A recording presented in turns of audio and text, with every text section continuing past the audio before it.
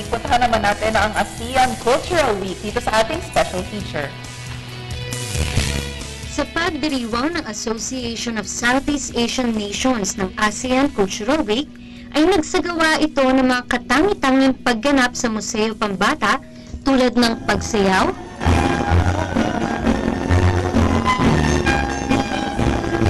pagkanta,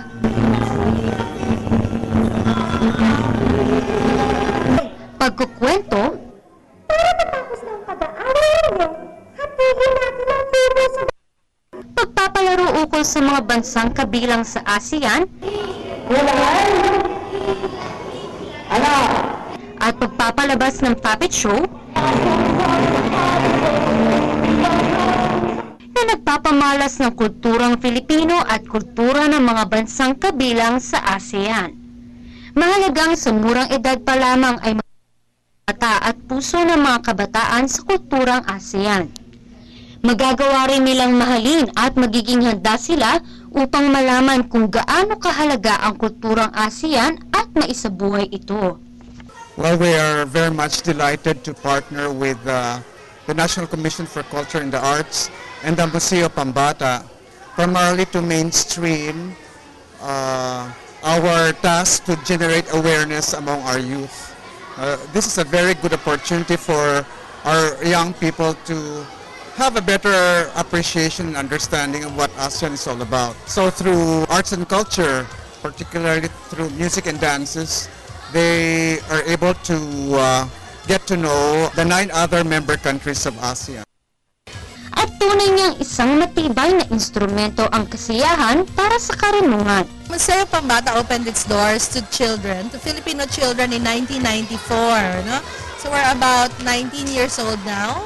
We have been teaching children the different kinds of informal learning. No? So here in the museum, we have 7 theme rooms. All these rooms help children understand about different topics that would really help them in their lives and in their schools even. No? But through fun play. So it's really interactive learning. And then we also have different activities, like today we had the ASEAN culmination, wherein we try to help children understand the idea of the ASEAN community. It's something else to give public school children a view of the different countries in the ASEAN. Most of them don't even know that these countries exist. So it's I think this activity is worthwhile activity for them to learn something about the ASEAN.